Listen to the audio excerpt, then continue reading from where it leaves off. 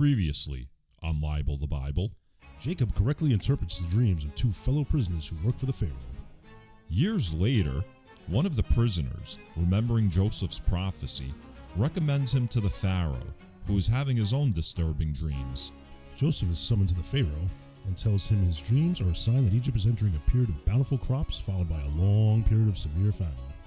Joseph is put in charge of amassing surplus crops to prepare for the famine and becomes second in importance, only behind the Pharaoh.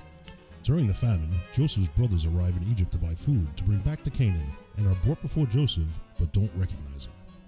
Joseph imprisons one of his brothers, explaining he'll release him when his brothers return with Benjamin, who didn't travel with them to Egypt.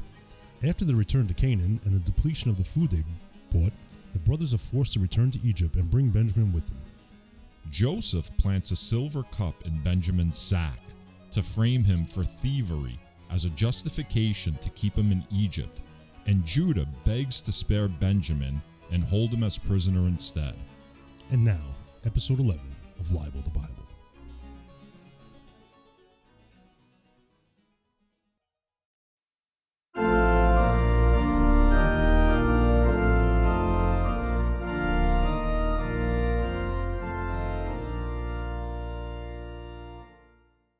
So, Russ, you want to put the phone down, stop playing Wordle for a second, and say hello to everybody? We're recording. Yeah. I do play Wordle. All right, so welcome to the Bible. I mean, Libel, welcome to Welcome to the Bible. So last week we got on the air and we said that sometimes, Babe Ruth and Lou Gehrig have off days. And, sometimes they have two off days in a row. Scott is already on his way to his second straight off day. I'm looking to fucking hit a grand slam today. Nice. I think part of the problem is this is episode 11. Yes. And I've run out of digits to count on. So, yeah. Why don't you use your toes? All right. So we're in Egypt. Oh, Scott, by the way. Yeah. We're going to be back at Beersheba today. How do you feel dude, about that? I had a whole thing. Man, you're a spoiler for everything, dude. I even freaking highlighted it here in my notes that I can't read because I write so small. All right. So do you want to get the joke off your chest now? No. Or are we going to have to wait? Nope. All right. Either way, I'm going to ignore it. So you may as well just... No, maybe everybody will have forgotten we've talked about Beersheba before. All right. Yeah.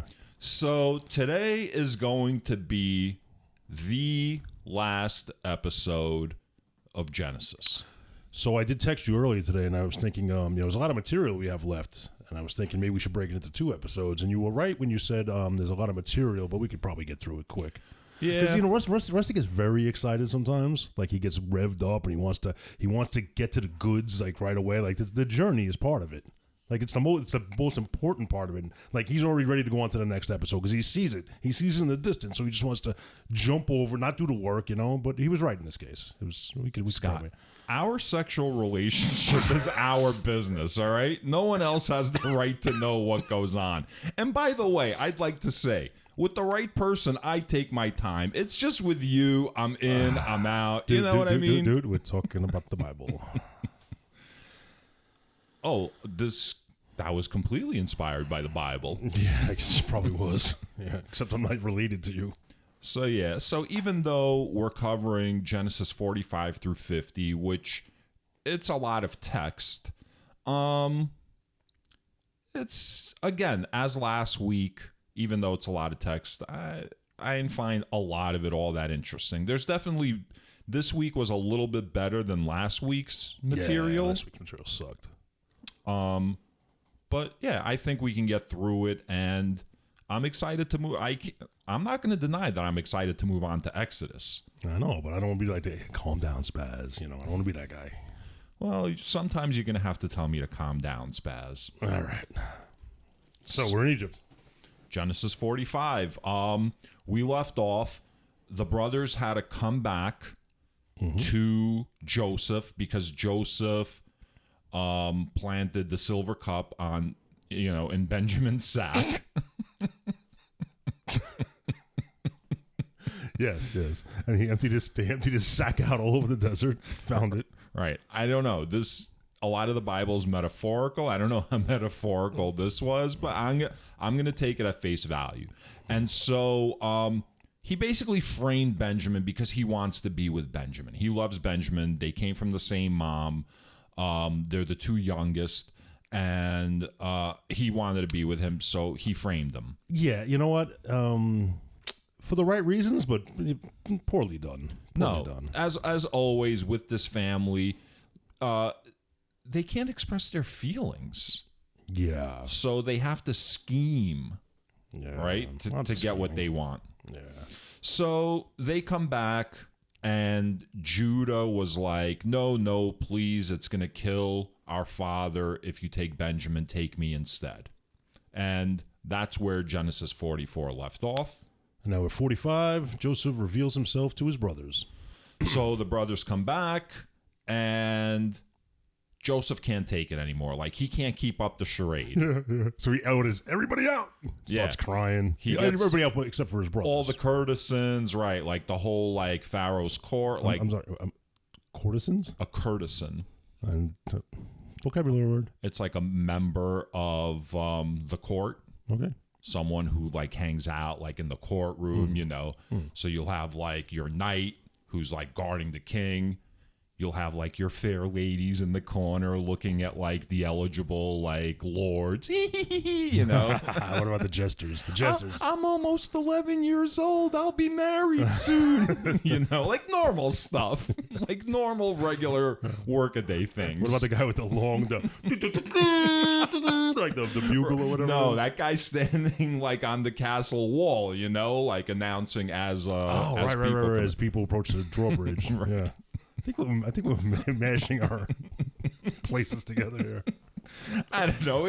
Is one any more fantastical than the other? The Bible or but one might have actually one happened. Actually existed, right? All right. I mean, if you believe that propaganda. So the brothers are the only ones left, and Joseph breaks down. He's hysterical. He's crying. He can't keep up the charade anymore, and he tells them, "It's me. It's Joseph." Yeah. Then he asks, "Is Dad alive?" Because they had mentioned the father, and the brothers don't answer because they're dismayed to be in his presence. Well, they're scared shitless. See, I didn't know how to take that. Were they scared shitless? Were they feeling guilty, or like, what the fuck? I thought we got rid of this dude. Nah, bro. You've killed someone. Or, I'm sorry, you think you've sold someone into slavery. Yeah. And now you find yourself in their presence, and they're the most powerful person in Egypt, save for the Pharaoh. Right? And that's debatable, too. He might be more powerful than the Pharaoh. So they're scared. I think they're scared of him because of what they did. But he tells them, nah, don't be scared. Yeah, no harm, no foul. God, you sold me, yeah. It was scummy, but it was all part of God's plan. It was God's plan. Because look what I was able to do right, like for the world. God orchestrated this whole thing. As much as you think like you acted out of evil, it was actually God, commanding you or ordering you. Do you think Reuben gives Joseph finger guns and goes, like, gives him a wink? Like, if it wasn't for me, you would have been killed. Yeah. So God and me a little. How about me a little? Well, it's also interesting. Reuben has been the most upstanding one, and as we're going to get to later, he gets fucked big time. Yeah. Oh, man. I haven't given anything away. Calm down. Oh, God. So, in Genesis 45, verse 15, after he calms down his brothers, after, he makes it obvious that he has no vendetta against them. Genesis 45, verse 15. And he kissed all his brothers and wept upon them. Fell on Benny's neck. I hate that term. I got to rethink that whole thing in my head. And after that, his brothers talked with him. So it's like perfectly normal, right? Like, here's my question. Mm-hmm. When they were talking, you think they were like, hey, Joseph... Remember that time we threw you in that hole and sold you into slavery? Oh, shit, good times, good times. Like that, like I get it. Like the worst part of that whole experience was that coat that got ruined. oh yeah, and by the way, we framed like some wild boar for your murder. Yeah. Yeah. He's still sitting on death row. By the way, I don't know what Jacob knows. Jacob doesn't know anything. And is he going to know something? I don't think he does, but let's not jump ahead. All right. Here he goes again. So he goes, listen, go get Dad. Well, wait, hold on. Before we even get there, then there was a part where it was like, after the brothers reconcile, like the whole court like knows what the situation is. And it says Pharaoh and his servants were pleased. Now, the Pharaoh, this is like his right-hand man. He needs to make sure the guy's happy. He's performing like exceptionally for the Pharaoh. Talking about Joseph. So it's understandable that the Pharaoh would be very pleased if Joseph is pleased. The fuck did the servants give a fuck for? Like Pharaoh and his servants were pleased. Well, if they not to get into the minutia, but I'm thinking if your boss looks pleased, you don't want to be the guy going, rah, rah, rah, rah, rah. Right. Like what the hell is your problem? Right. So they pretty much just take the boss's lead. Yeah, whatever right. the boss says. They're reading the room. Yeah. Unlike Joseph was able to do. Yeah. They're reading the room. Yeah. Okay. Yeah. So what is So Joseph instructs his brothers. He gives them instructions. Yeah, he's basically like, go get Dad. Right? Yeah. He's like, take all this like stuff with you. Yeah, we're going to give you wagons and all this stuff so you can bring, all the people can come. All the people can come, plus your flocks and your herds. But he specifically says, like, don't bring your home goods. And I mean actual home goods this time. Right. God. Like, you're going to get better stuff when you get to Egypt. Right. Like, you're going to get Egypt's best. Right. And basically, like, don't bring, like, trash in here. I mean, yes. Yeah. It's kind of like, once this podcast takes off and we become multimillionaires, and you want to like move your dad or something into like a great house, hey Dad, you don't need to bring like that telephone wire coffee table like with you. Thing's awesome. Yeah, it's great. Whatever. All right, let's not get personal. So, here's the weird thing. So after Joseph tells them all that this, shirt your father was wearing the other day. He doesn't have to bring that one. After my dad, he's got some shirts like Bill Cosby sweaters from the 80s. So after Joseph tells his brothers all these things, yep, the Pharaoh tells them the same thing. Like the Pharaoh commands them. Yeah. So it's like, who's in charge? Is Joseph in charge or is the Pharaoh in charge? Again, it's like Joseph might be... jumped the gun? Maybe. Yeah, maybe he did. And the Pharaoh was just like, yeah, I know he just told you this, but hear it from me because I'm actually the person in charge. Maybe it was like... maybe it was like Joseph, stay in your lane, Maybe dude. it was like Obi-Wan. Joseph was like, you're going to tell them that. Yeah. Yeah. Obi-Wan. That's... guy from Lost in Space, right? Obi-Wan? Yeah.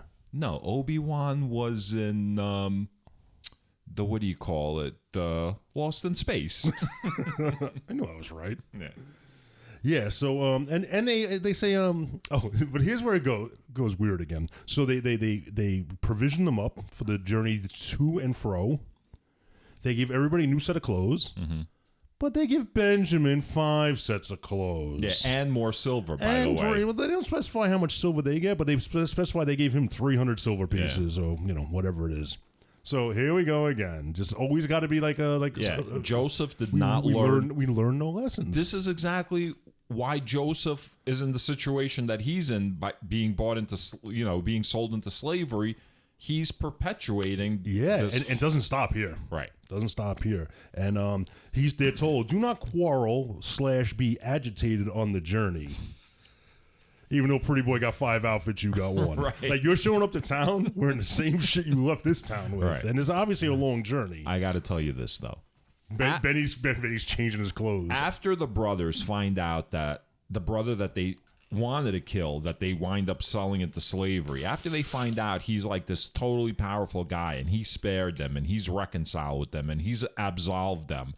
You know what? They better not fucking start some shit on the way back. You know, just be happy that you're alive at this point. Yeah. Do you think they also wanted to like stop Ruben from going, I was right, guys? Right? The whole trip to and fro, like I was right. I was right, me. See, right? I ain't get that sense. I don't think Ruben would have been like that. Yeah, I wish he would be. And that gets us to Genesis 46. Oh, I'm sorry. So wait, don't yet. The brothers return to Canaan, Yeah. and they tell Jacob about Joseph. And he's like, I need to see him before I die. Yeah. So Jacob / Israel. He needs to see him the same way that Isaac on his deathbed gave the blessing and then lived for like another 50 years. Yeah, strange. All right. Let me pour some of this, All right. this fuel. Yeah. So Genesis 46, Jacob brings his whole family to Egypt. So God reaches out to Jacob while he's on his way to Egypt, right? They pack up, like the brothers get him packed up, and they're on their way. He's eager. He wants to see his son. Yeah. You know where he gets the vision? Where does he get this vision? They stop over this place called Beersheba. Now I gotta ask, was it along the way? Or he was just like, it's just a little out of, it's almost along the way, because I would do that. Like, it's Beersheba time. Yeah, it's beer o'clock. It's somewhere in the desert. Do you remember what Beersheba was, by the way? No. It was that place where the first guy, Abraham made one of the thousands of covenants that we've read about so far. Yeah. He made a covenant with Abimelech. See, you remember? Yeah, that's the way I remember to pronounce it. So he made a covenant with Abimelech in that place. I don't remember exactly what the covenant was. Was it one of those like, I promise not to fuck with you if you don't fuck with me covenants? Sure or it was like over the, it might be the well. Remember there was like a well, there was a dispute over the well. I think Beersheba might be the well. It's one of those things. The watering hole. So God reaches out to Jacob while he's on his way to Egypt. And, he says, don't worry. Yeah, well, here's the weird part about God. God is this is one of the weird things about God. It's a little, what's the term? Picadillo. It's like something like that. Like a little peculiarity about someone. Picadillo, something like that. It's Piccadilly like a word. Circus? Listeners, click down below if you know the answer. Here's the thing with God. I'm sorry. Down below He's like, it doesn't matter. I'm just going to get to this joke now. He's like that old person that calls you up and they always have to tell you it's them. And it's like, yeah, I know it's you. I see it on my fucking phone. God's always like, he does say that. He's always like, hey, Jacob, it's me, God. And if I was Jacob, I'd be like, yeah, bro, I'm hearing it in my head and there's no one around. Like, who else could it possibly be? I get it. Well, he's in Beersheba. It could just be the beer talking. It's the alcohol talking. It's definitely that. But then it gets specific, too. He's like, I'm the God of your father, your father's God, your brother's God. Yeah. I'm all those gods. Yeah, he's like really like specific, and he always has to introduce himself. Knock, knock. Who's there? God. God who? Exactly. No God. And what does God tell him? He goes, don't be worried. Yeah. I'm going to be with you on your way up and on your way down. Yeah.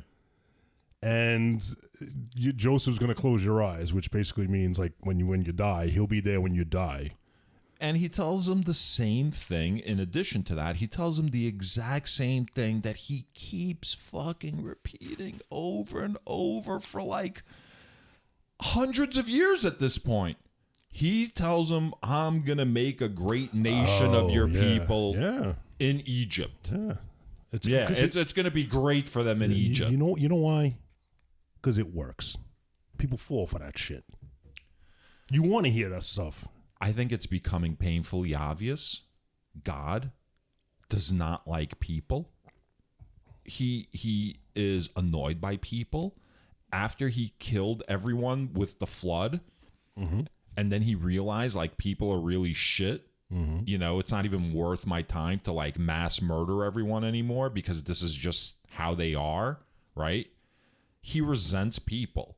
And so this is his chosen people. He chose Abraham. He made Abraham struggle. And the whole time he strung him along, one day your nation, one day your nation, one day. And Abraham had to go through all this shit. Then his son had to go through all this shit while God kept telling him the same thing. Then his son went through all this shit. Then Joseph went through all this, and God keeps telling them the same thing over and over, you know? But while he's a serious abuser. He's abusing this entire family, right? Promising them, you know, I'm going to get some help. Things will get better one day. Maybe he's abusing, but they're kind of taking advantage too. I mean, it's not like they're not along for some sort of part of this ride, and they're getting some benefit from it. Well, what's the benefit? Joseph runs everything. That's one person, and think about what he had to go through to get to that point. He got thrown in a pit. He got sold into slavery. Went into prison. I mean, I would stop at sold into slavery, you know? Yeah, so, yeah, all right, yeah. So they go. No, the next chapter, it's all about a bunch of names, right? All the people that come with him. Like, Jacob packs up his whole family, all his people. And then it tells you, like, all the people, and it's basically 70 people are in the caravan. That's what I thought, but no. I counted 206. But I thought at the last line... one group of people was a total of 70. And I went through it all, and I checked all the numbers, and I added it up. Okay. So I'm seeing 206. So what I asked you was, would they be considered refugees of the famine? Like, when they start pouring into Egypt, like, is it, like, become a humanitarian crisis? I wouldn't say they're refugees because they were invited. Yeah, but... You know, they're not necessarily... fleeing to. They've been invited by the court. Right, because you know what? Because they went back with food. They had food because they had money to buy food. And they're going to be set up with, like, all the best shit, right? They're going to be given the best land, like, all this they've been promised. Yeah, so, they end up settling in Goshen, which is just about, like, an hour's ride north of New York City. Yeah, well, Goshen, Route 6, I think. Goshen, I looked up where it is. It's closer to, like, northern Egypt, so it's a little above Cairo. It's in prime real estate. It's like right along like the tributaries of the Nile. It's perfect. Right. So like he said he was going to get the best of everything. Yeah. So he sets him up in great. Why did he land. bring his goods? They made a point of, like, leave your shit at home, but he still brought his shit. It never comes up again. So not just that, but then, all right, before they're going to meet the Pharaoh, right? They arrive in Egypt. Joseph has the reunion with his dad. Yeah, he chariots over to Goshen. And he then tells his... All right, Genesis 46, verse 31. Joseph said to his brothers... This is going to go on for a little while, but I think we need to discuss this. Joseph said to his brothers and to his father's household, I will go up and tell Pharaoh, and will say to him, my brothers and my father's household, who are in the land of Canaan, have come to me. The men are shepherds, for they have been keepers of livestock, and they have brought their flocks and their herds and all they have. When Pharaoh calls you and says, what is your occupation? You shall say, your servants have been keepers of livestock from our youth even until now, both we and our ancestors, in order that you may settle in the land of Goshen, because all shepherds are abhorrent to the Egyptians. Aberrant. Aberrant? I say abhorrent. Okay. Abhorrent? I do. Abhorrent? Yes. Okay. Abhorrent. So here's my problem with this. Okay, so they're shepherds, right? They're shepherds. They're shepherds. And he tells them, you guys are shepherds, right? Yeah. So when the Pharaoh asks you what you are, you tell him you're shepherds. Like, why did that have to be said? No, he tells them, don't tell him. No, he tells them, do tell him them. Maybe because they knew shepherds were abhorrent in Egypt to Egyptians, they would have just automatically lied. Uh-huh. So they were like, no, basically it's all right to tell the truth. Yeah, Because Pharaoh then says to him, I'm so confused right now. I'm so confused. first of all, why? Okay, let's break this down a little bit. Why are shepherds abhorrent to the Egyptians? Maybe like the Egyptians, Like they'll eat the hamburger, but they don't want to know where it came from. Like who's like? it's like one of those jobs where it's a necessary job, but it's not noble. Like you're not like out in a chariot, like spearing people. You're not like raising crops along the Nile. You're just like around a bunch of dumb sheep, like with your cane. Aren't we all just surrounded by dumb sheep? I don't know what you're talking about, Scott. Yeah. So, all right. So you think maybe it's just like a lower class?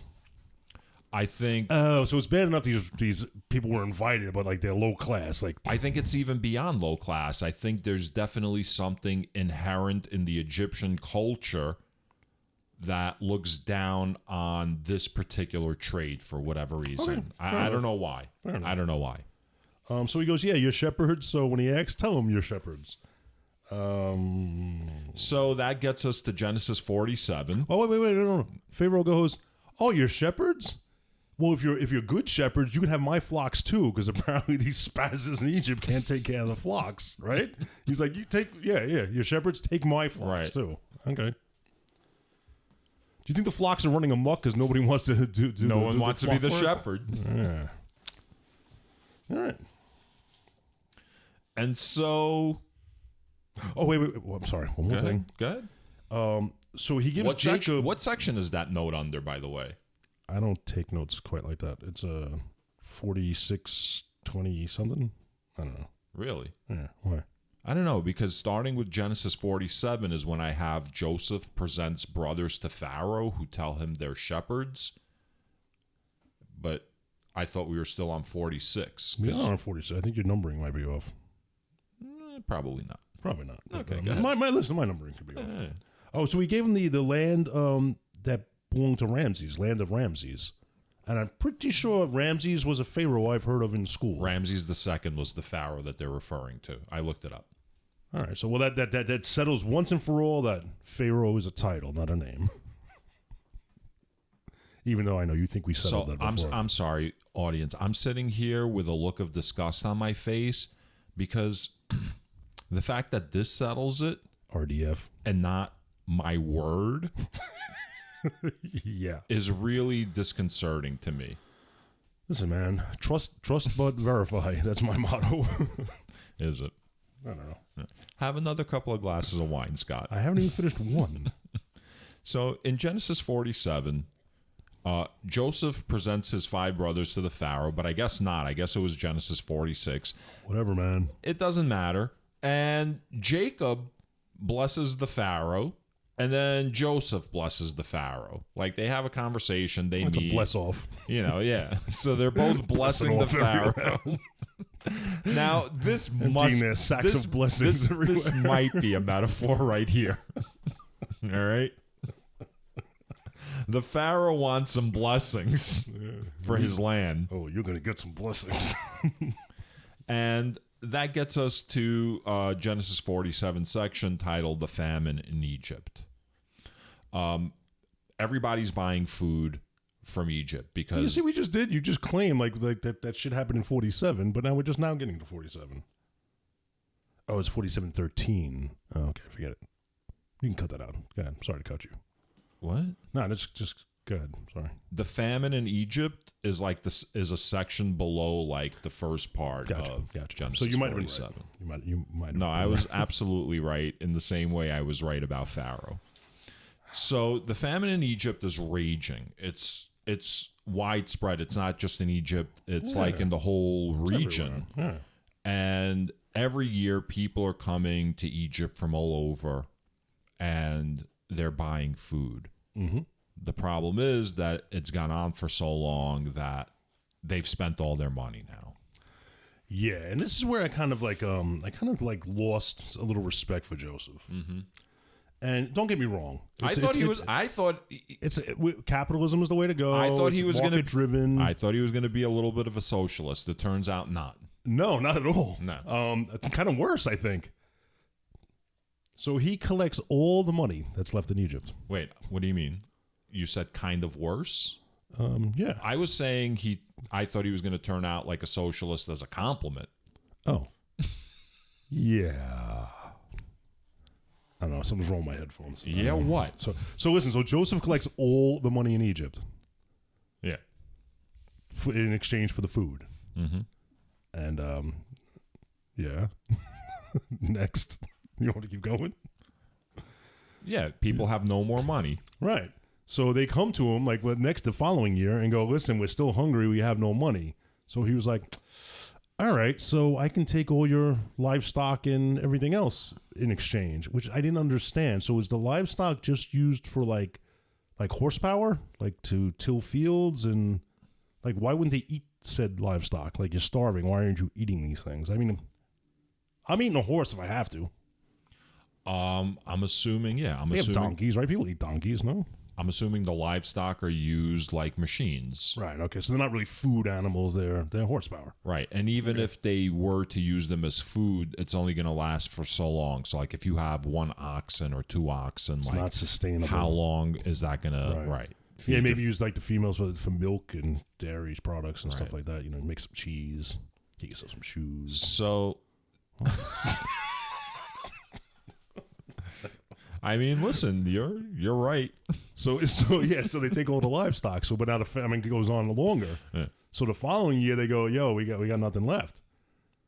They offer their lands up and their person. Yeah. Like you can be slaves and have our land, which I thought was a bad move by the people. It's terrible negotiation. Terrible. Like, why would you give both? Yeah, why start like with everything? You know what I mean? Because now you really it's have like nothing walking left. into a car dealership and being like walking in with a wad of $100,000 in your hand and like asking to see cars. Right. I've got $100,000. Can I see some cars? Mm-hmm. No, walk in and be like, I've got like 50,000. What do you have? Yeah. It's bad negotiating skills. So, what's his name? Joseph. Yeah, he takes all their lands and enslaves them all. It's terrible. Now I don't. But not only that, he wants more. You're right, because he actually says they're allowed to stay on the land. Yeah. And he gives them some seed. And goes, go ahead, go plant this seed and whatever you need to feed your family. And what's he do? Based on that look you're giving me, I'll just go on and say he takes 20%. Them. He takes 20%, which is reasonable compared to the. I didn't realize that was a prompt. So all right. So when I'm looking right at you, and I go, so what's he do? A blank stare doesn't really. I thought you were like talking to the audience. So what's he do? And then like, and then I was talking to you. Well, I realized after like 2 seconds when you just stopped. All right. So yeah, they need 20%. Guess who was exempt from all this shit though? The first 9 episodes were real smooth. The next 9 might be off the rails. All right. So you mean counting the last episode 10? Yeah, because we're on 11. The first 9. I painted one of my toes since we've had that conversation. I don't know what that means. You painted one of your toes? Because, man, I ran out of fingers to count the episodes. We covered this, man. But we also covered the fact that I don't remember shit about shit. All right. So, my toes are shit? You trying to talk about my toes? Your head looks much better, though. Yeah, it's healing up nicely. Yeah, good job. Yeah. I really had nothing to do with it. I mean... So he does this with everybody. He takes 20% except for the priests. Right. Yeah.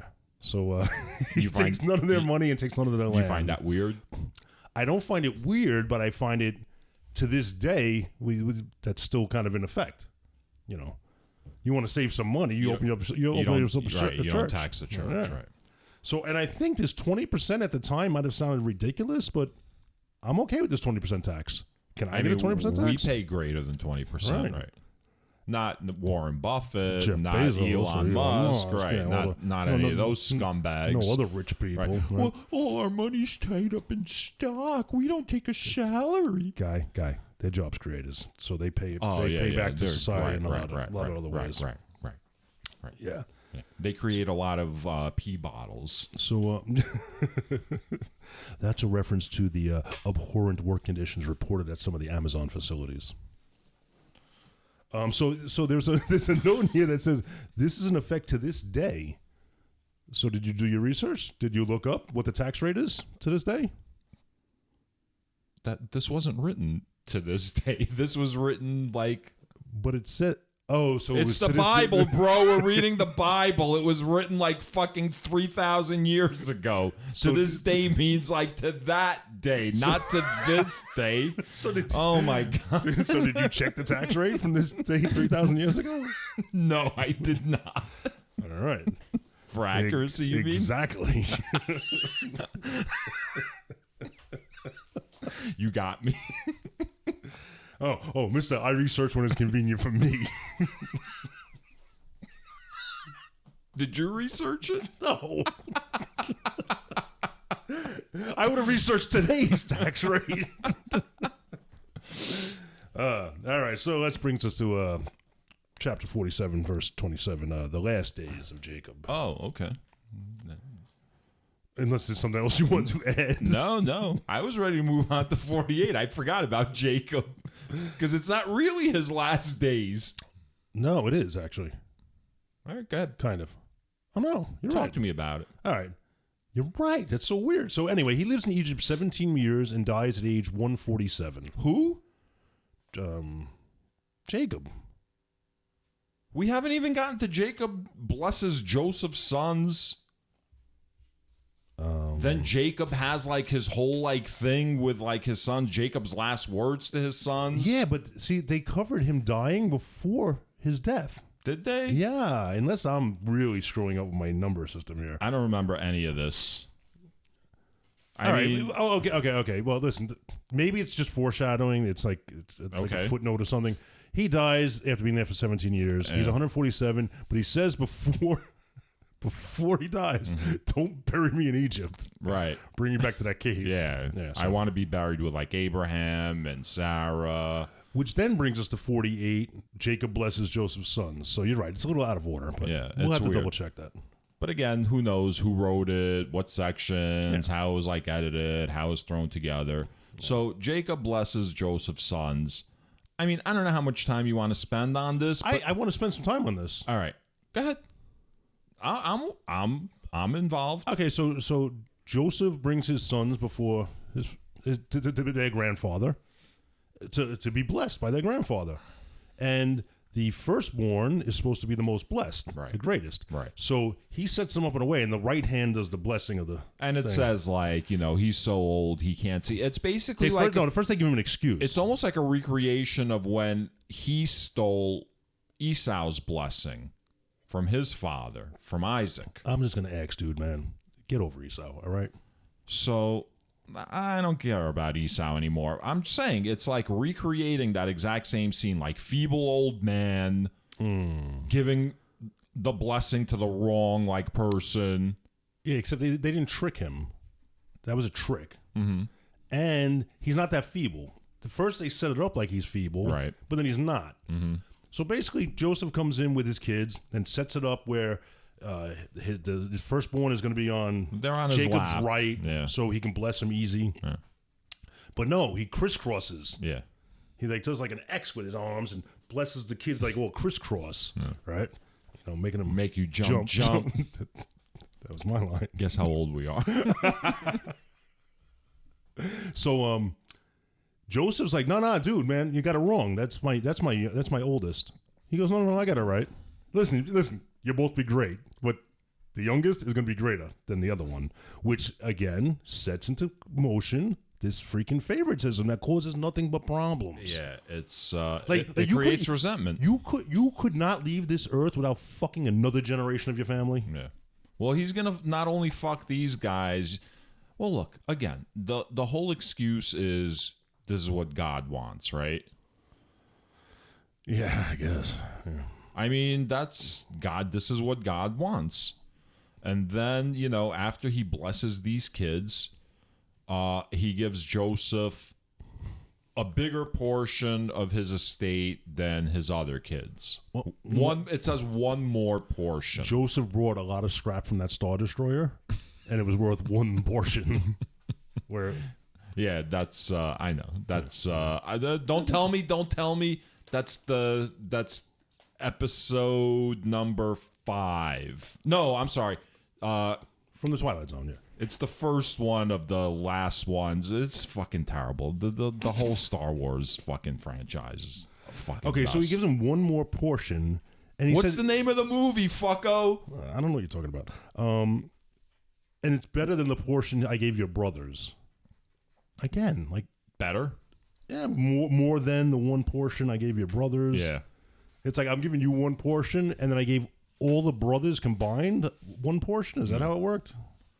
I don't even know what a portion is. Exactly. He gave him one more portion. And the footnote in the Bible says something. It's more like a play on words. Yeah. But not getting the original, understanding the original words, or I didn't understand how it's a play on words. So we'll just leave it alone. Basically, he's giving Joseph more shit than his other brothers. As always. Like, there's always. favoritism going on.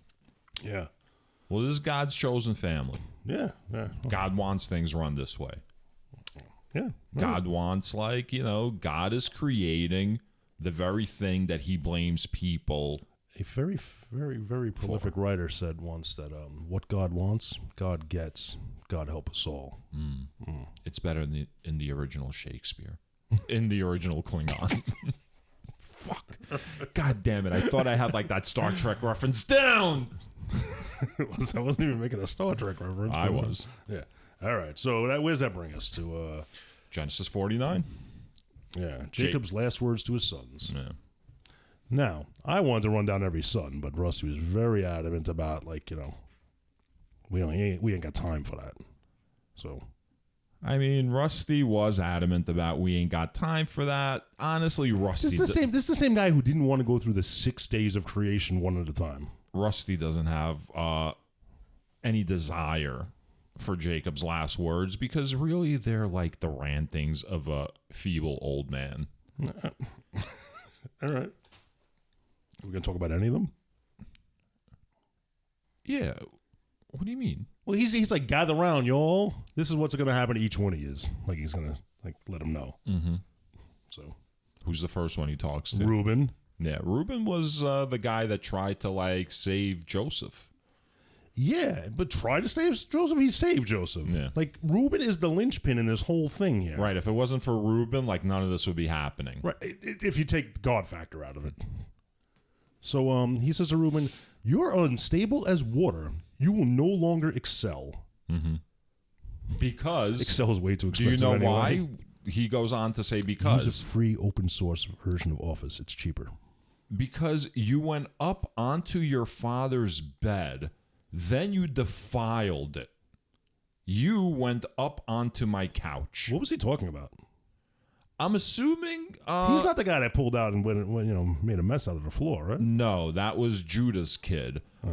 I'm pretty sure this is saying that Reuben was banging someone that Jacob was banging.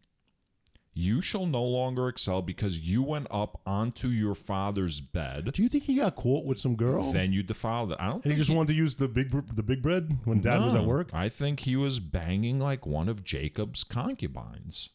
I think that's... And we only hear about it now? I think this is what's going on. Sound like that. I think everybody in the movie theater is probably like, "What? Reuben was all right up until this point." Like, they I don't know. Must have ended up on the cutting room you floor. can interpret it any way you want. I'm choosing to interpret it as like he betrayed Jacob and fucked like Jacob's side fine. piece. Fine. So he basically cuts him out. Like, he's like, go fuck yourself. Yeah. You get shit. You're my oldest. You get shit. Yeah.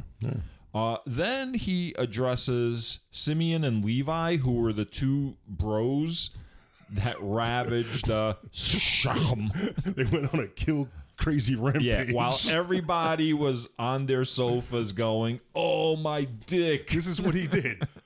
Bang. Bang. Bang. Bang.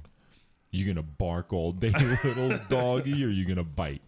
So he says to them, "May I never come into their council. May I not be joined to their company. For in their anger they killed men, and at their whim they hamstrung oxen. Cursed be their anger, for it is fierce, and their wrath, for it is cruel. I will divide them in Jacob and scatter them in Israel." That sounds like some dark, cold-hearted shit. Until I telling you. realized I have no idea what the hell he means by that. He's basically saying that they've got no place in his tribe. Yeah, okay. Divide them in Jacob and scatter them in Israel. I wrote 3 letters here. I wrote WTF, question mark, question mark, question mark. I mean, right. So if you want, Which I've written quite a few times. So if you want to start breaking it down, like I will divide them in Jacob. Them, I don't know what that means. Yeah, he disowned them. I will divide them in Jacob and scatter them in Israel. Do you think Jacob / Israel is starting to like not even understand his own persona because he's like his two halves? I think he's suffering dementia. It's got to be on some level. Yeah, I know. You're going to tell me, but God is talking to you. Blah, blah, blah. You know what? If you think God is talking to... I'm talking to the audience, by the way. I'm not talking to Scott.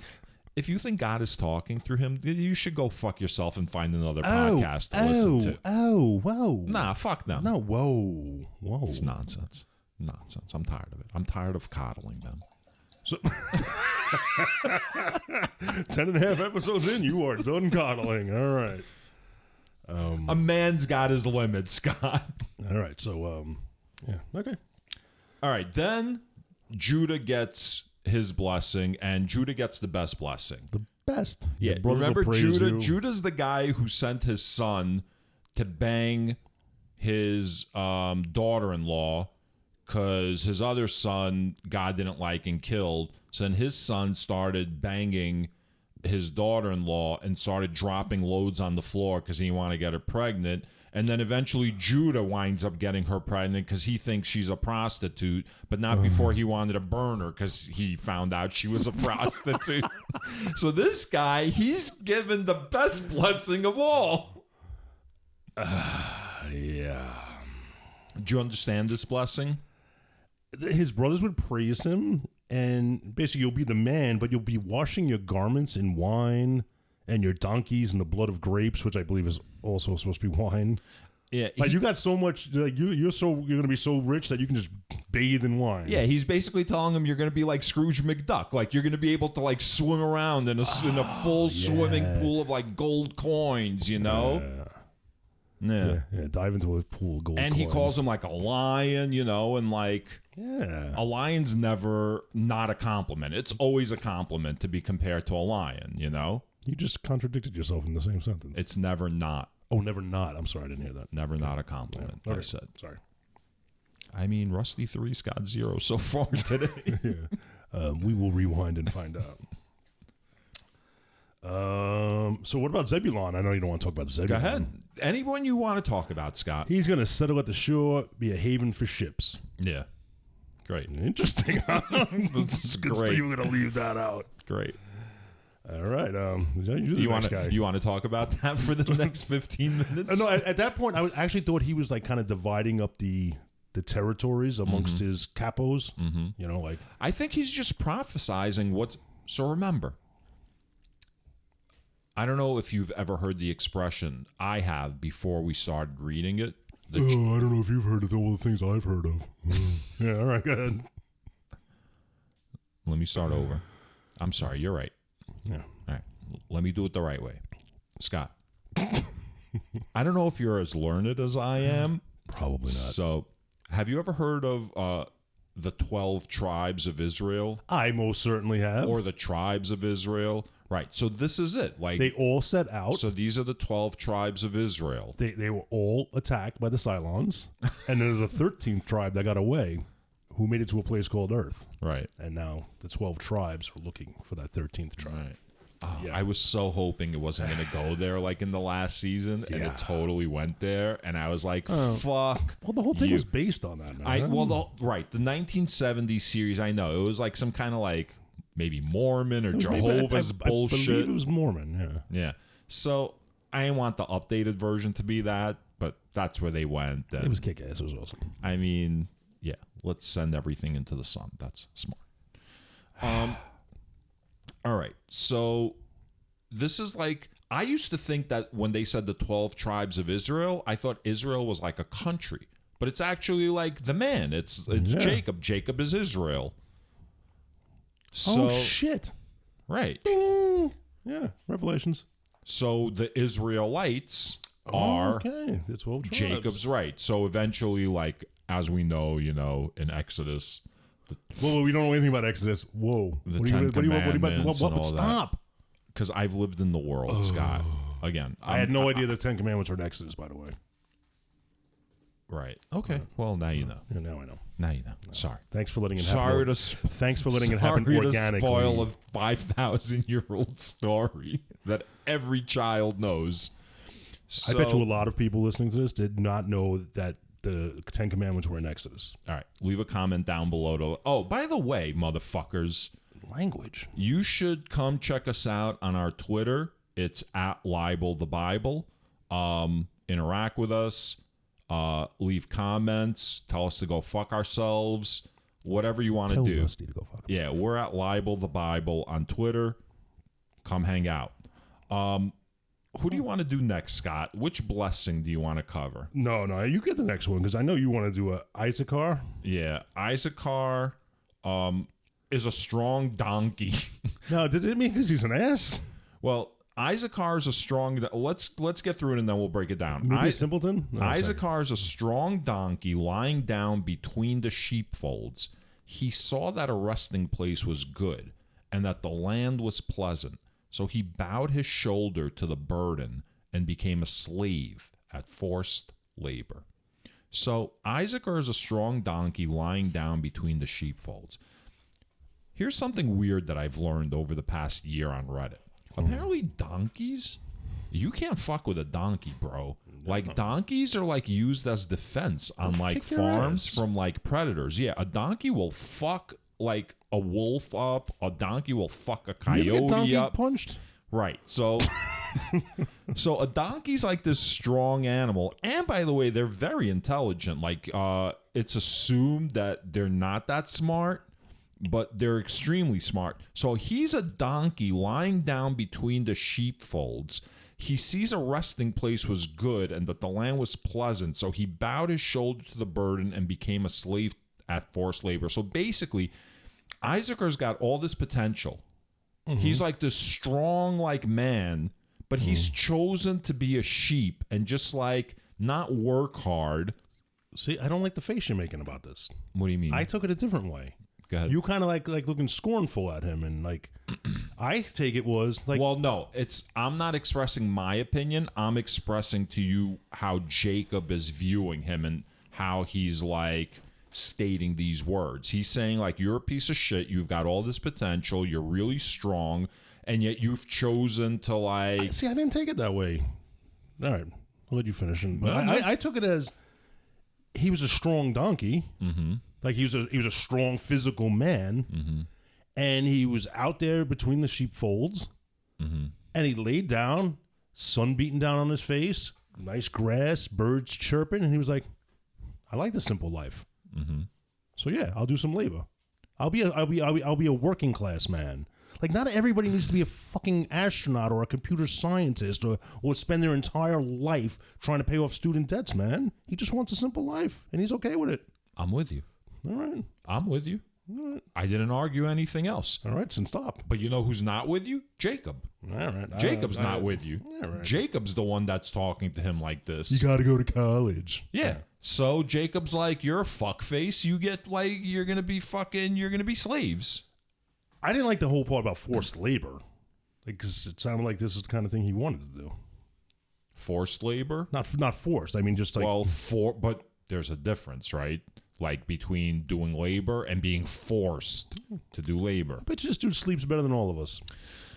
Well, he keeps the good things in sight. He gives some good shit to. He's not in the rat race, man. He gives good shit to what's his name, Joseph and Benjamin, right? Yeah. And whatever, blah blah blah. When cocaine comes to the workplace, he's not even involved in that shit, man. He's watching his brother self-destruct, chasing the cheese. So he fucking dies finally. And he was, how old was he when he died? Like 147, right? He lived in Egypt for 17 years, you had said. Stop. Whoa. I'm not done. Oh, there's more. There's more. We got some time here. You know, the light's not clicking yet. Dan. Dan's back. Fucking yo, when I How was are you not- going through these names and it was like Simeon, Levi, Judah, Issachar, Dan. I made that comment like 4 episodes ago. I'm Do you not calling remember? back that Oh, comment. oh, I'm sorry. paying you a compliment. Oh. So, yeah, Dan apparently is going to be a scumbag snake by the roadside. He's going to bite horses as snake they in go the grass. by and knock the riders off the horses and everything. Yeah, I don't know what that meant. Weird. Yeah, there were like certain parts of it where I was like, I don't know what this means, and honestly, I don't have enough interest in it to really analyze it. And then I'll just run through the list quick. That's then. why- I'll just run through the list quick. Gad. No, but if you have anything to add, like I'm definitely No, I willing don't. to engage. I don't know. I don't know why Dan was like what that meant. Like he's just gonna be a scumbag, I guess, right? Yeah, maybe like he's gonna be a thief or Yeah. like a con man. Then there's Gad. He's gonna get raided, but he's gonna raid back. Right. So he gives as good as he gets. So Right. he's just Okay. he's in the struggle, man. He's like a just in the buccaneer or struggle. a swashbuckler. Yeah. Swashbuckler. Yeah. Then there's Asher. Did I write that down? I don't remember it. Nobody named Asher. Asher Kutcher. Yeah. Food shall be rich. He's going to provide royal delicacies. So he's going to be like the Pharaoh's chef, probably. He's gonna be like the deli guy, like Yeah. cut that shit thin, you know. Yeah. Naphtali. He's going to be the doe that bears lovely fawns. The doe that wait, huh? Yeah. That's all they really say about him. So he's just doe's a female deer. He's going to be a Yeah. female deer. That, Yeah, I don't know. And I- bears means I- gives birth to. I got the impression that he was gonna go out and fuck her. He's gonna be a gigolo. Yeah. Okay. So he's all about that ass, you know. Why was this Jacob's last words to him? You know what Jacob's last words are, by the way? Jacob's last words are just like, I'm going to read you your fortune now. Like, I'm going to tell you what your future is. I got to say, I don't know, like, if I want someone to tell me what my future is.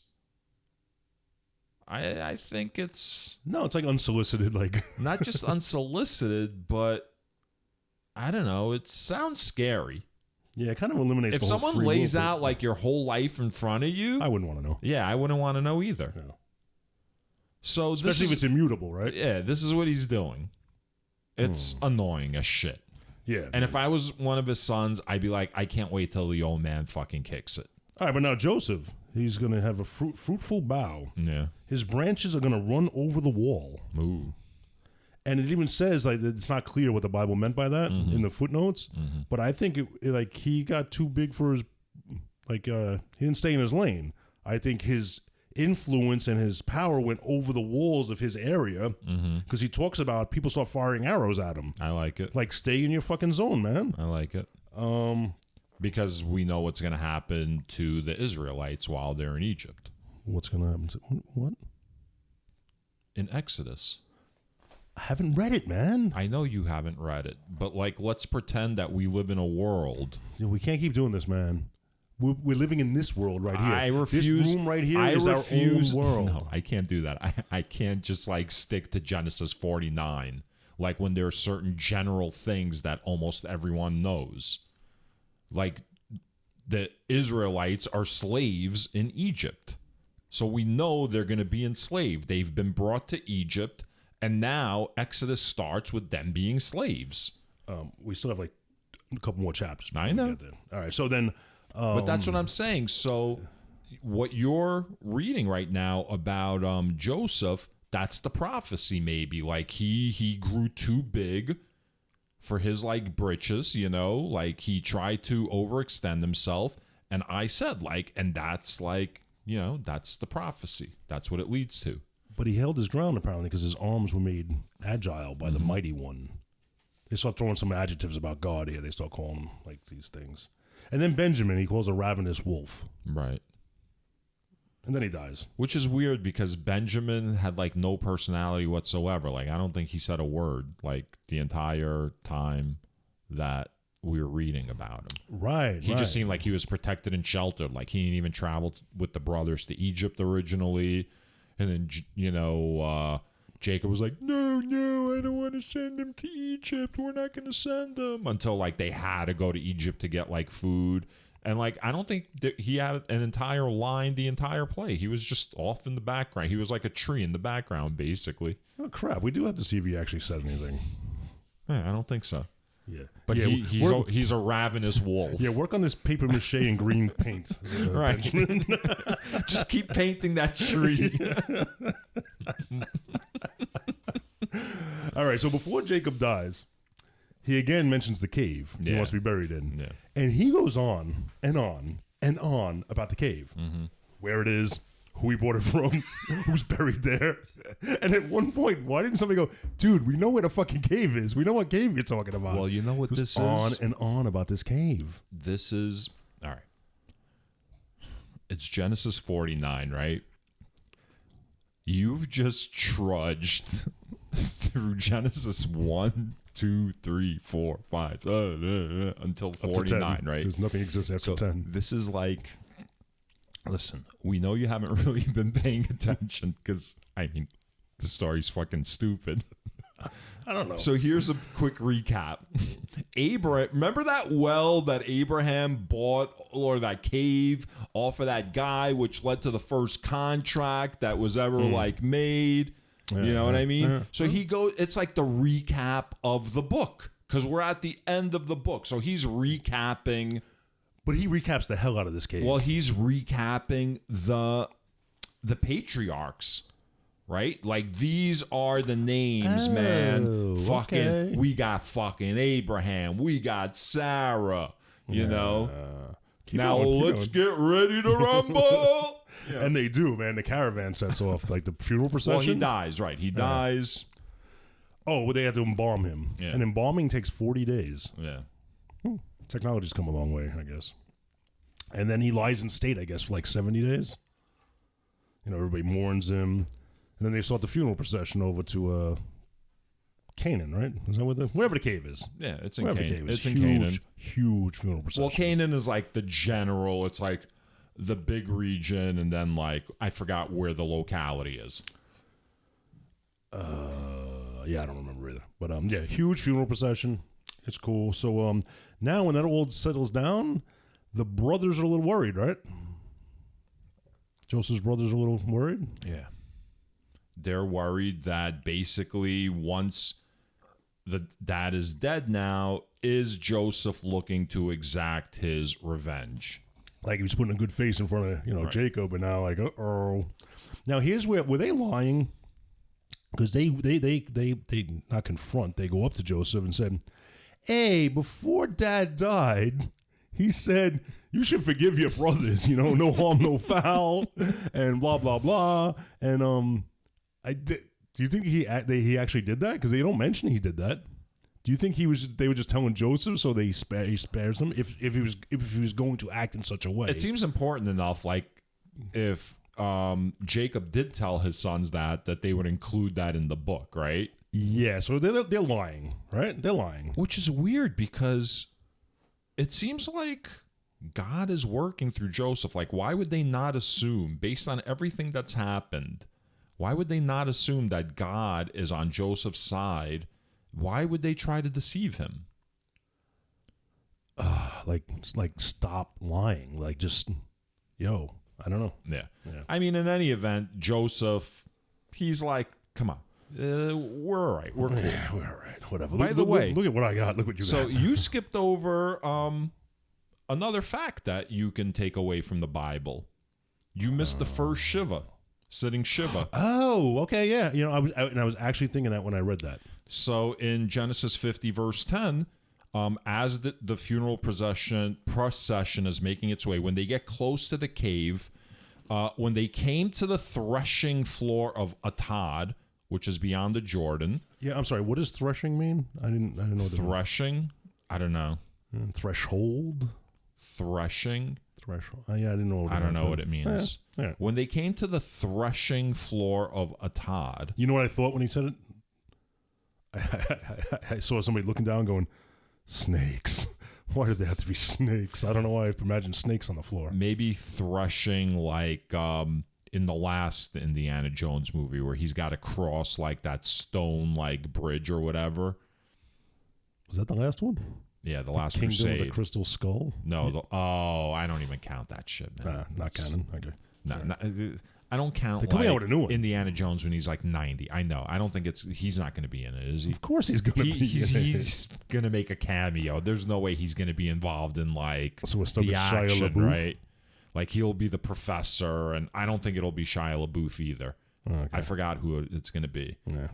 In any event, Genesis 50, verse 10. I'm going to try reading it for the fourth time. Let's see how many words I can get in this time.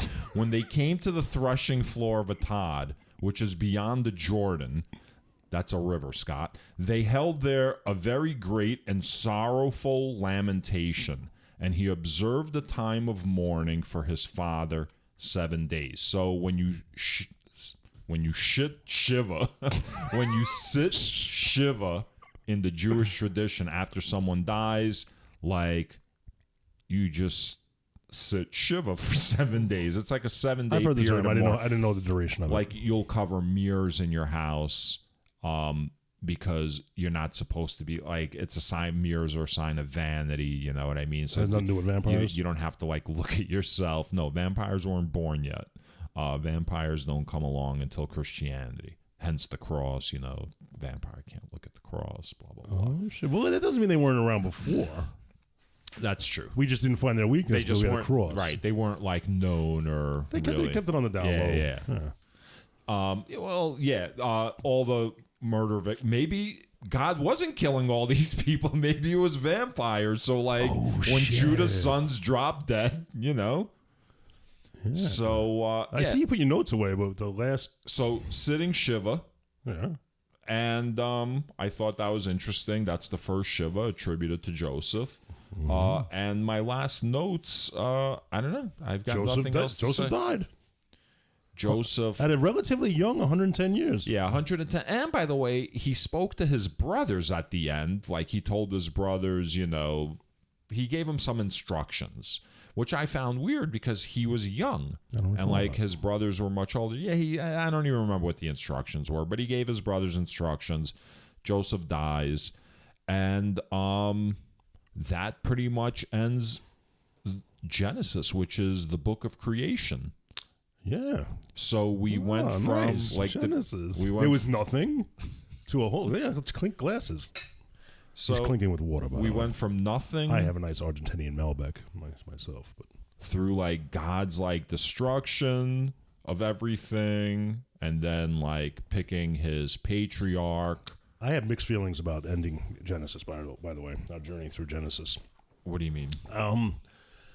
Because as much as the stories, as you like to point out, are kind of a little ridiculous, I was entertained. Mm-hmm. I thought it was fun. A lot of it. Mm-hmm. I thought the end dragged. I thought the end wasn't as good, but I mean that's true for like a lot of books. They did really cover a lot in the beginning. They really went, you know. It's like The Sphere. Remember The Sphere by Michael Crichton? Do you know? Great book, and then like the last like section was like, what the fuck, out of here. I think I might have gotten that book from you. Yeah, I read that book on a work night. I had to go to work the next day. I couldn't put it down. Yeah, it was great. I had to get up at like 5 a.m. for work. I literally read till like 4 o'clock in the morning. I was almost done with the book. I saved like the last 3 small chapters. Right? Should have finished. I went to work the next day, exhausted. You know, whatever, man. And I was kind of excited. I'm like, it's worth it because I'm gonna read this book because I thought it was that good. And then I read the end of it. Yeah. And I'm not kidding you, dude. There's a mark in our old apartment where I think I threw the book against the wall. I was like, I fucking sat through this, and this is how they.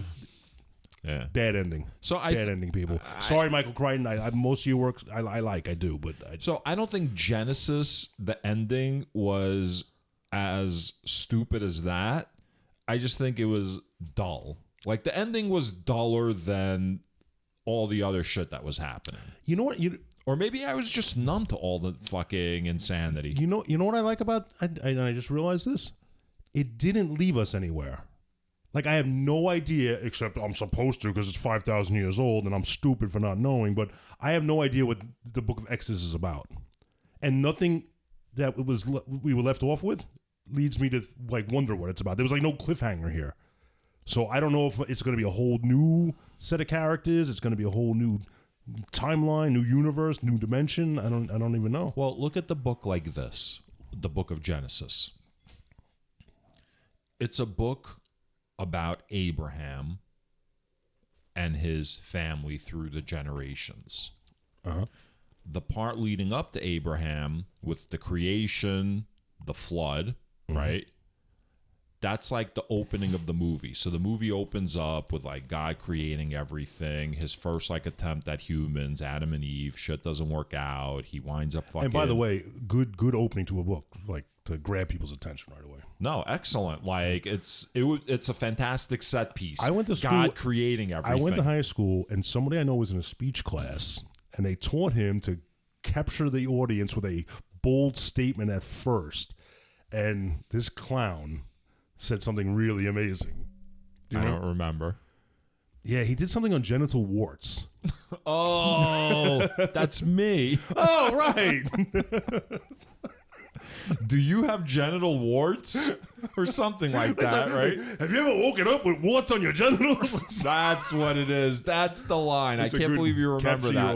Capture your audience. Yeah. Yeah. I don't even. What do you remember? What the speech was about? I wasn't in your speech class. Yeah. I think you told that story on the subway, and a rattly old C train, and you said it at the volume you said in the class, and like the entire subway got quiet and looked at you. I emote. Yeah, good job.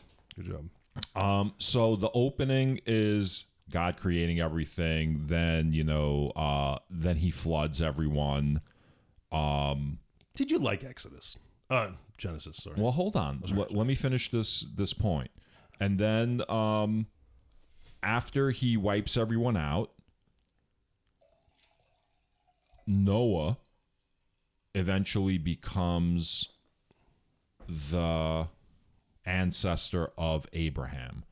And Abraham shows up, I don't even remember, like Genesis 15. So basically from Genesis 15 through Genesis 50 is the story of Abraham and his entire line. It's like a family story. And these people are severely flawed, right? But God had already said after the flood, I know that people are severely flawed. Right. I'm going to accept it. But he chooses this one, Abraham, specifically. And for the most part, the people that he speaks to follow his instructions, right? When he's not around, there's a lot of fuckery going on. But so here's the thing I can't tell. Are these people acting from free will, or is God orchestrating everything? Because if God is orchestrating everything, then what's the fucking point? Not only what's the point, can you be mad at anybody for anything they do? Yeah, no. Right. It's God. God has set this plan in motion. But, all right, he might have set it in motion, but I don't think that, has there been anything we've read that actually said God is like controlling your thoughts and your actions and all of that? I'd say the whole Joseph story. Joseph being sold into slavery was all God's plan. Just maybe he doesn't have a plan for everybody. Why didn't he just tell the family, hey, guys, move to Egypt? Why did he have to? Well, I guess then he couldn't. Joseph would not have been in tight with the Pharaoh. And well, listen, man. It's a convoluted plan. You can't admit there's UFOs. You have to keep it it's mysterious. It's not even that. You know what it is? It's not like you're creating the story. What you're doing is you're trying to fill in pieces of history. You're trying to retcon. That's true. This is true fact, history, yeah. Right? So they sat down and they're like, well, we know that at some point the Israelites moved to Egypt and this is what happened. We got to create this entire fucking backstory for them. All right. That being said, after reading Genesis now for the first time, nothing in what I've read would sway me to believe in God or not believe in God. You're saying if you were coming in as a neutral If I was coming in party. as a clean slate, nothing would lead me to believe he did exist or did not exist. So there's nothing in Genesis that has led me to believe, change my views or... Well, a big problem is you're already a grown man. Another big problem is that you've been exposed to modern information, modern means of information, right? So books, TV, the internet, All the facts. For a vast like portion of your life. Imagine being alive 3,000 years ago and you're 4 years old and they start teaching you these stories from the time that you're 4, telling you this is the world. This Speaking is the of world. indoctrination. I mean, yes. No, we shouldn't say that. But it's just it's education. It's education at the time. No, fuck that shit. Let's call it what it is. You're indoctrinating people into a faith. The whole point of faith is coming to a faith. It's not faith if you're forced into having faith. You understand? It's absolutely. Has faith been mentioned? Listen, you cannot. I'm getting all worked up. I know. I see. But it's not because I'm angry. I'm angry. I'm not angry at you. I'm angry. I'll make you angry at me. So I'll just keep interrupting you. Here's the thing. I'm tired of coddling an ideology that is hostile to me. So, reading Genesis, do you see an ideology yet?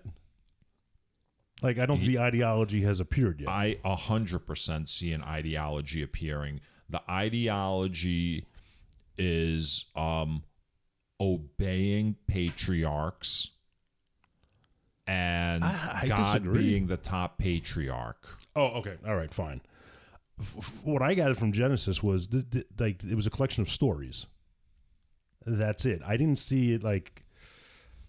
No, I did not see Genesis in the indoctrination. Is basically a biography. And don't tell me like Abraham defer to your patriarchs when like 2 of them raped their father. Like I don't like.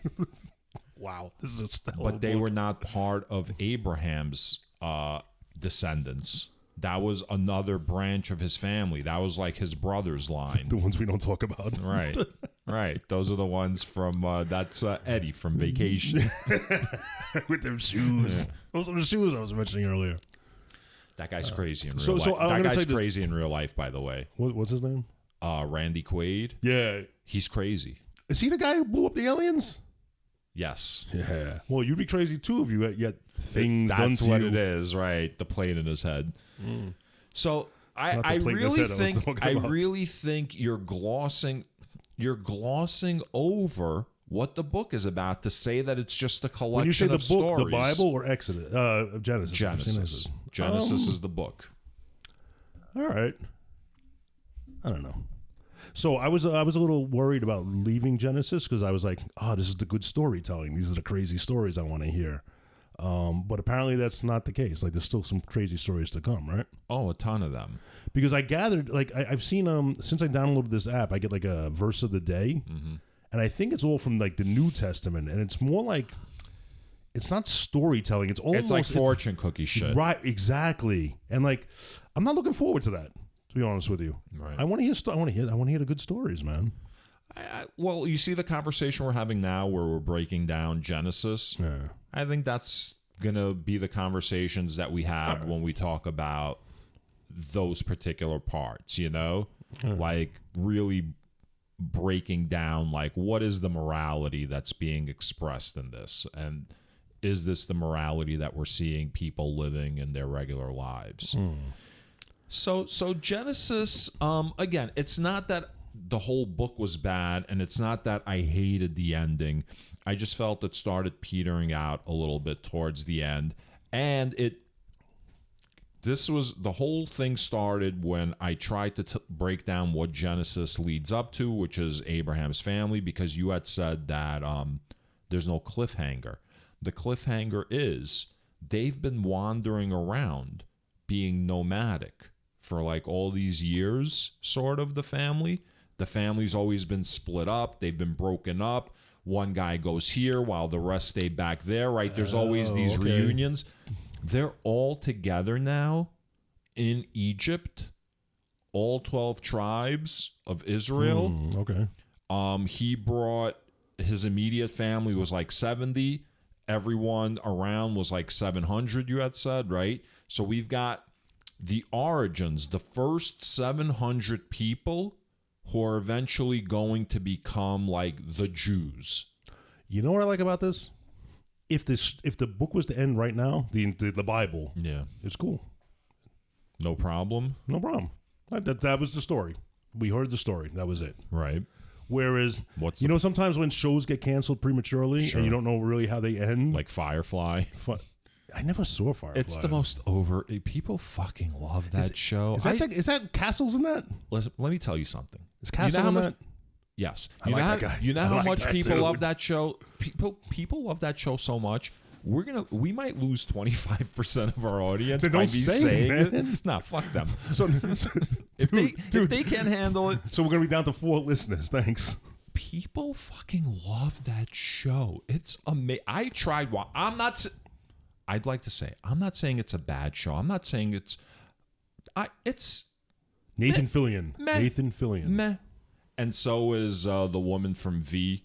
Remember, like the rebooted series, the one that was like the attractive one, the short hair, the one that played Diana. Yeah, Diana's daughter. She's in it, and she's like a hooker.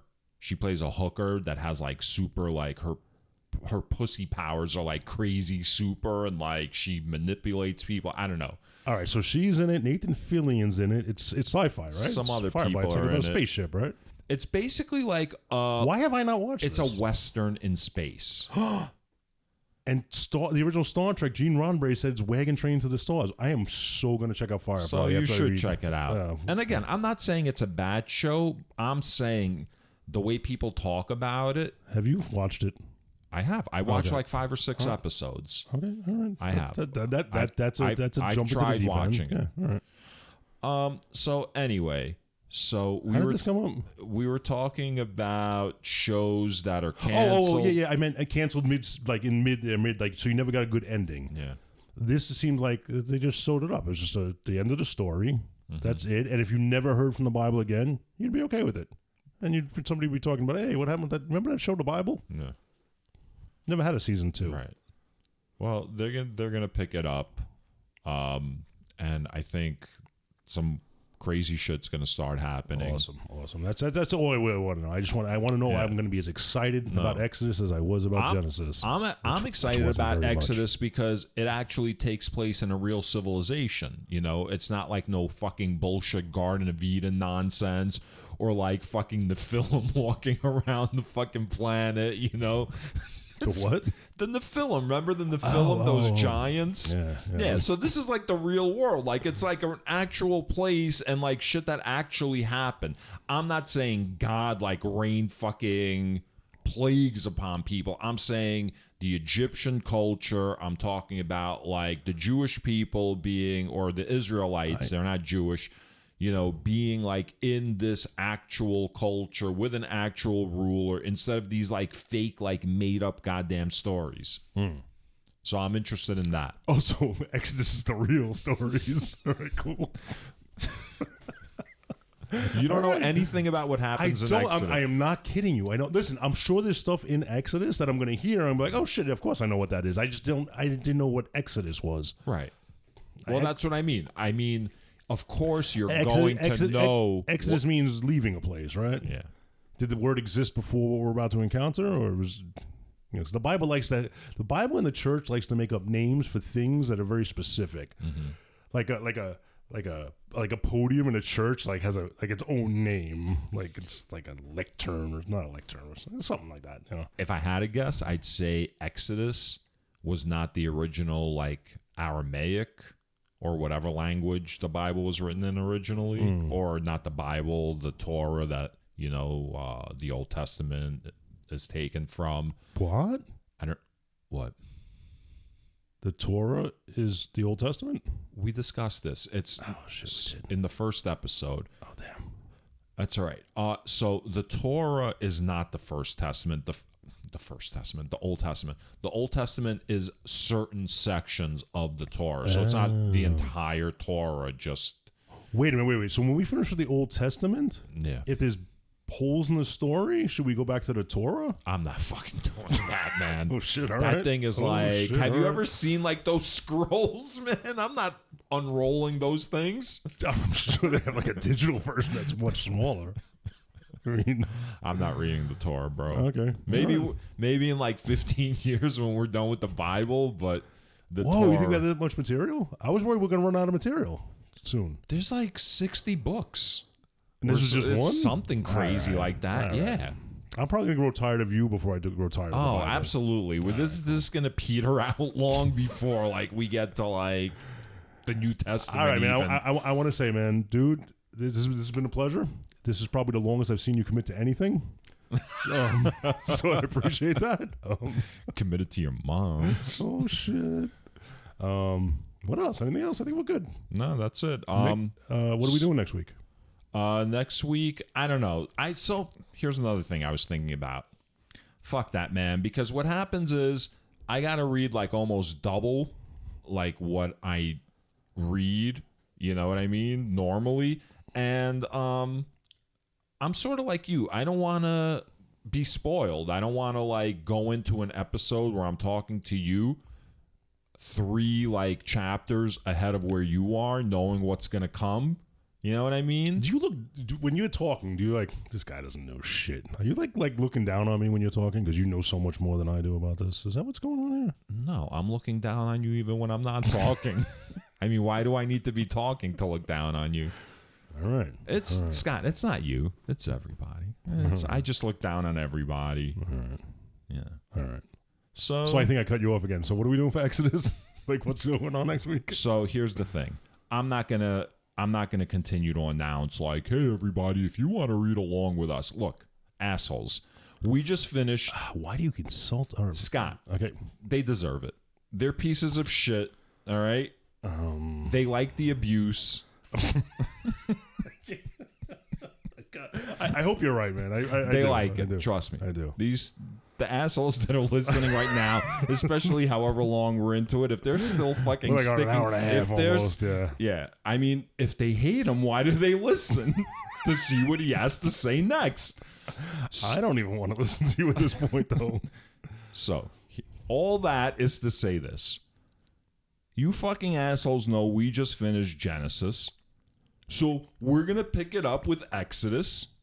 We're not going to do like 5 chapters or 10 chapters. So, probably if you read like the first 3 chapters, if you want, you'll be like about where we are when we do the next show. You know what I don't like about you? You know my weaknesses. You know my shortcomings. But you make me say them publicly. Do you think I asked what are we doing next week to announce to the viewers what we're doing next week? I need you to tell me what we're doing next week so I know what to read. I'm going to send you a text. I don't know yet because I haven't read it. You're going to send me a text like that day and go, oh, you didn't read it yet? Yeah, that day. That's what I always do. I send it that day. Whatever, man. You'll have plenty of time. Yeah. Let's wrap this up, Let's man. turn this off so I can knock you in the fucking eye. So weird. All right. With my See you guys next week. Peace. Peace out.